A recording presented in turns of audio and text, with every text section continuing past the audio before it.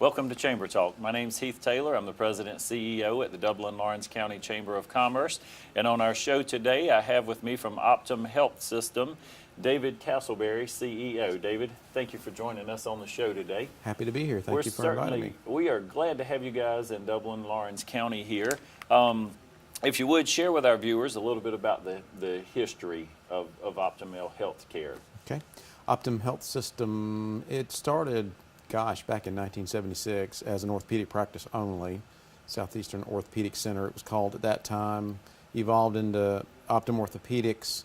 That group of orthopedic surgeons expanded their footprint, expanded their scope of services, and has evolved into having 3 hospitals, having a surgery center, imaging sites, primary care sites.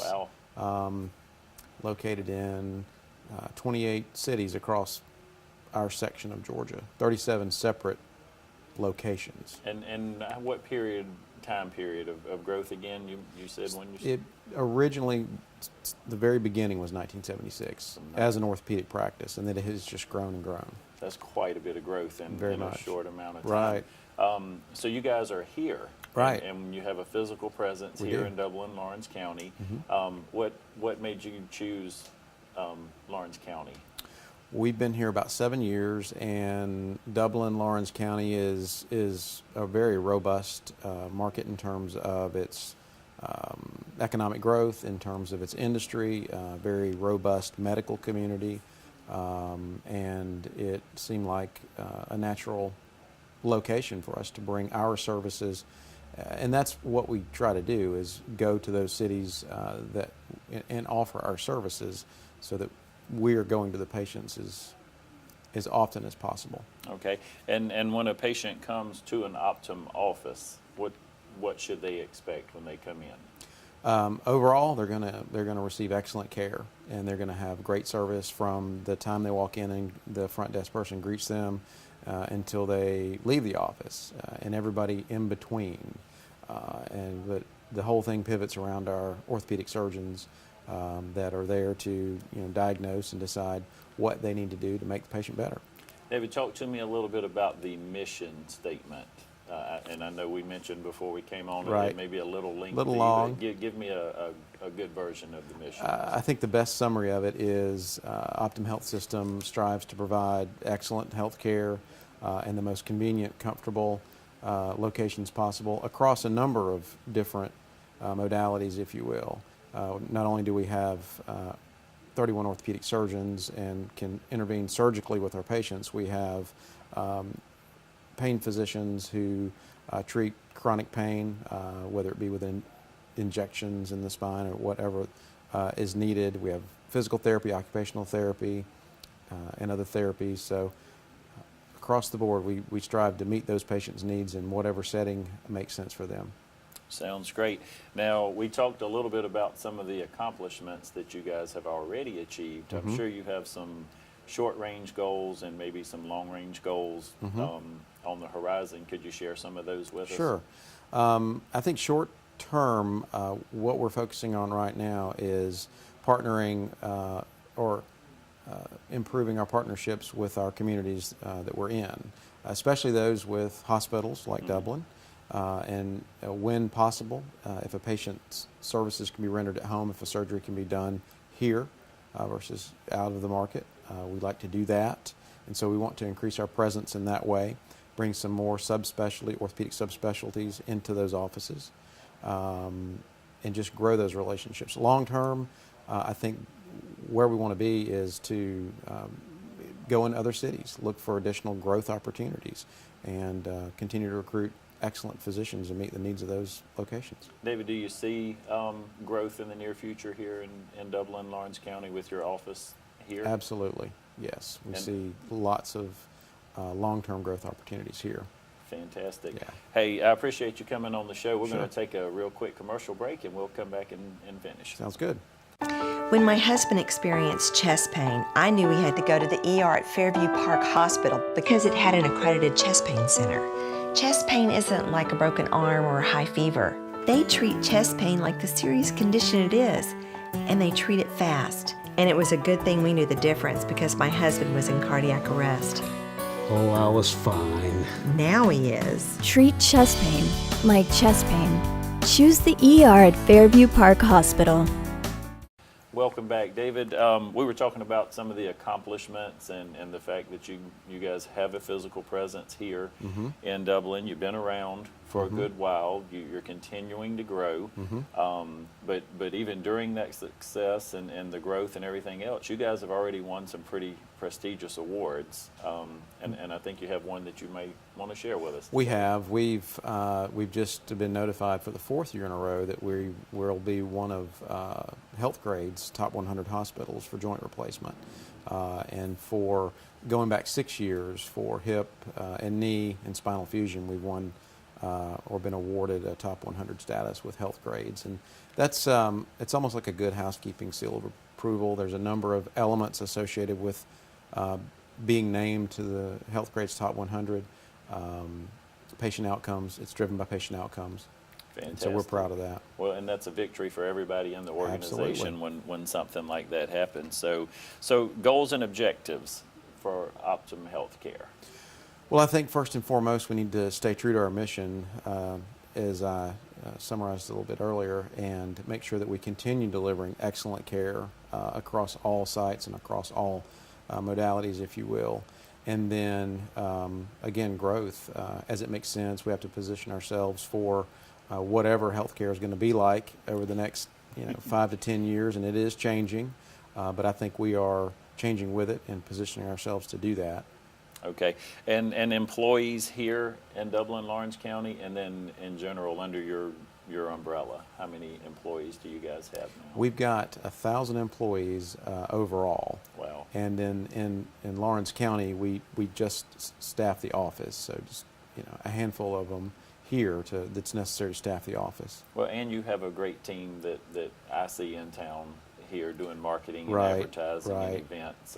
You guys have been part of golf tournaments and membership luncheons at the chamber, and so we certainly want to tell you how much we appreciate your investment and the exposure that you're having here in Dublin and Lawrence County. We are happy to do that. We have a number of folks that their job is community outreach to make sure that they continue to represent us in the community, and they do a great job of that, and we are happy to be involved. They are doing a great job.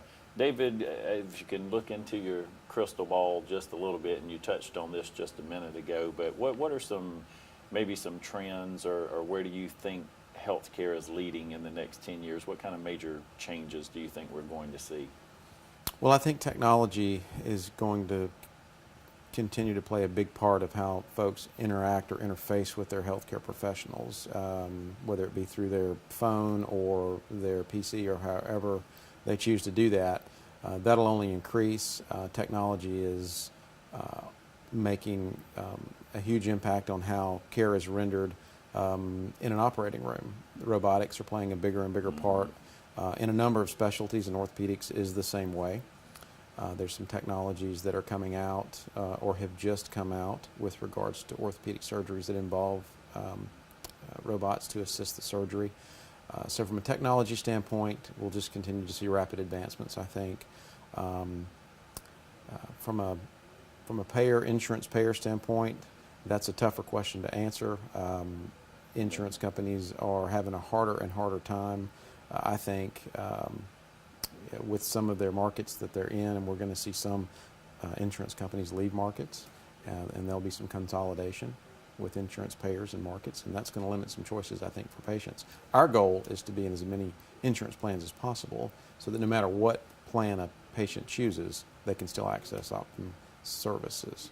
And if you could predict the outcome of the election, you may be able to I would be a millionaire if I could do could that, add a or a little bit. multimillionaire. I don't know. Do you see in any way, David, I know the robotic surgery that you mentioned, and I've actually seen some of this and was even able to play with some of it a little bit myself.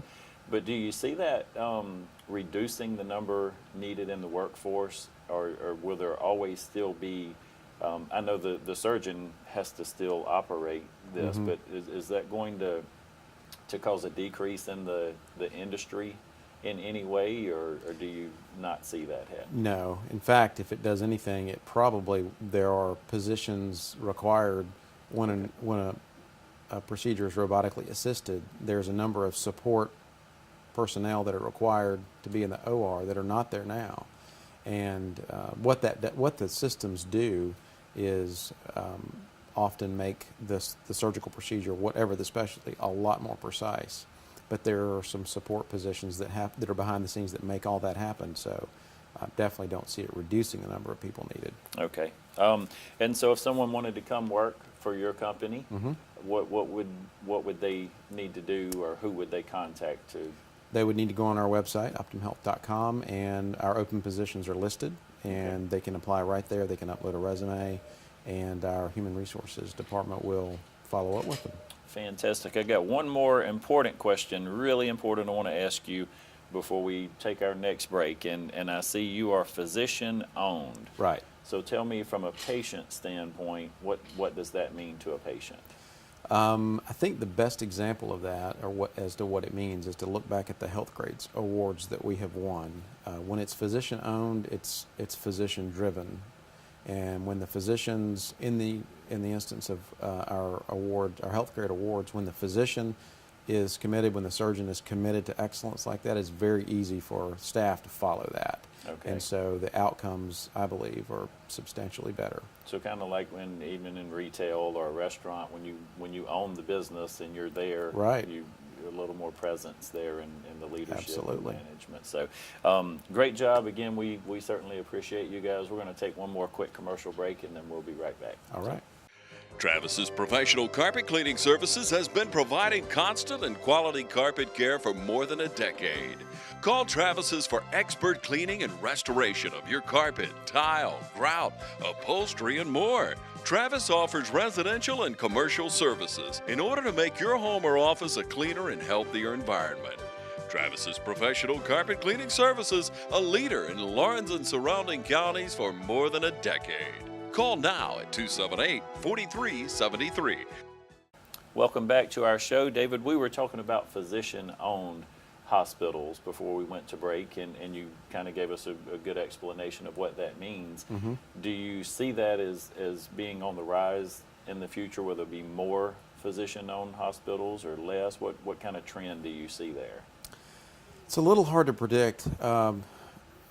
Healthcare regulations have made it a little more difficult for physicians to have ownership in hospitals. It's still possible, and I think as healthcare gets more and more complicated, physicians that are able will be interested in having some ownership in their facilities, because it allows them some degree of control over patient outcomes, over processes, and things like that. So we'll still see that trend continue. I don't know that it'll increase specifically. I think it'll continue at a pretty linear rate.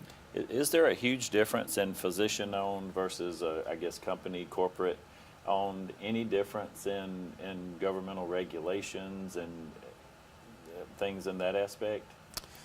Not a huge amount of difference in terms of how a hospital or a healthcare facility is operated. Those regulations and requirements are the same for the most part. There are specific regulations that address physician ownership of any business like a hospital. Because of the payments that are made to physicians and hospitals, there has to be a very clear delineation of how that's done. And that would be the main difference from a regulatory standpoint. And so, again, and you may have already touched on, but another advantage, I guess, would be that personal relationship building, more so with the physician-owned facility. Right. It's when the physicians have ownership in a facility or a service of any kind, I think the outcomes are always better, because they have an absolute vested interest in making sure that the facility succeeds, that the patient has the best experience, that the outcome is absolutely the best outcome possible. Okay. So my son's playing baseball on the weekend, and something just doesn't happen right. We hear a little crack or a pop, or right. Do we contact your folks directly? Do we have to go to an emergency room somewhere and be referred to you? How does that work? Well, it all depends. People are always encouraged to go to an emergency room if it looks like it's an emergency and they need to seek care immediately. Often what happens in that scenario is the emergency room physician will call an orthopedic surgeon or a specialist on call, talk to them about what they see. That surgeon can look at x-rays or MRIs or CT images and talk with them about what the next steps are. If it's not an emergency and Monday morning you don't feel any better, you can call and make an appointment directly with one of our offices. Sometimes insurance companies like a referral from a primary care physician, and we can help get that, but we don't require it. It's an insurance-driven thing. So. Okay. We mentioned earlier your support in the community, the golf events, the membership luncheons, and I've seen your name in some other places doing some other things, but I think you guys are huge supporters of the Chamber of Commerce, and I'd like to know if you could share with me, why is being a member of the Chamber important to your organization? Sure. In any case, the Chamber of Commerce, I think, or I view it as a connector of all the businesses in the area, and it's not just business. Obviously, the general population benefits when the Chamber is strong. That means business is strong and moving forward. And our view is that we benefit from the communities that we are in, and we want to give back to those communities by supporting the Chamber, who then supports the overall growth of the community. So it's almost a circular success, if you will. Sounds like you need to come work at the Chamber Board, and that was a pretty good representation of what we actually do. I'm happy to help. It's all about partnerships. Right. And as you mentioned, and I'm sure you guys have to form successful relationships with other businesses in this community and reach out to them. I'm guessing maybe you refer to them, they refer to you, and, Right. and everybody benefits from that Right. when we work together. Right. I've got to know, for someone like you, and I don't know a lot of CEOs in the healthcare organization. I knew one when I lived up in Aiken, and I've met Don Avery over here at Fairview and Mary Alice. But what a typical day for you? What are the issues and the things that you deal with? Is every day a new day and a different day in your industry, or do you handle a lot of the same things on a daily basis? Tell me a little bit about a typical day for David. It's usually a different thing every day. Every day. You start out with a schedule in front of you, and you think you're going to follow that, and typically that doesn't happen, and you get about half of the things accomplished that you had hoped to that day, and things pop up, phone calls, people wanting support for this or answers for that, and then that takes you down a whole nother path. So every day is pretty different. But you said half. If you're getting half of those things That's done, a good day. You're having a really good day. Right, that'd be a You good are. day. David, what do you enjoy the most about the career that you've chosen? Interacting with staff, with people in general, with our staff, supporting them. I'm not a caregiver, I'm not clinical. So it's a privilege for me to be able to make sure the folks that do take care of our patients have what they need and have that support. And so I enjoy interacting with all of our support personnel, whether they be clinical or non. Everybody is part of the patient care experience. Well, and I can tell you, again, from some of your employees that I know, I think you do a great job, because they all seem to enjoy working with you and working for your organization there. I don't know if this is exactly a fair question to ask, but it may be too broad. If there's one thing that you would really like to push for, if you could go meet with the president tomorrow or whomever in the industry or the field that could make a change, what one thing you would love to see this changed that you think would help you be able to provide better health care? Well, that is a broad question. That's a tough one. I think we've all been disappointed in how the healthcare exchange products have rolled out. And we continue to see that those premiums for those patients that get coverage through the healthcare exchange products, those premiums continue to go up. And not only are the premiums higher and higher, the deductible, or the piece that the patient has to pay to receive care, that's also going up. And so it's a tough, though it sounds good, it's a really tough way for a patient to have access to health care. And so I think a continued harder look at how that is structured is absolutely going to be necessary. And from listening to both of our candidates for president, do you feel like, regardless of which one is elected, that maybe there will be, at least, if not an abolishment of the current plan, at least there will be some tweaks made to it? How do you feel about that? I don't see it being abolished. I think there has to be some tweaks to make it sustainable going forward. But I think it's here to stay. Okay. Before we finish up, I always like to give our guest a minute to do maybe a brief commercial and just talk for a minute about Optum and your services and anything you would like to share with our viewers. Sure. Well, I appreciate you having me on today. It's a privilege to be here and talk about Optum. It's a fun thing to do for me. We have 31 physicians across multiple orthopedic specialties, whether it be joint replacement, hand, wrist, elbow, foot, hip, knee, you name it. Our surgeons can fix it pretty much. But beyond that, we like to remind people that we have imaging centers, imaging capabilities, therapy across a number of modalities, and primary care. And so as we move forward, we would hope that they would seek us for more than just orthopedic services, but the other services that we provide as well.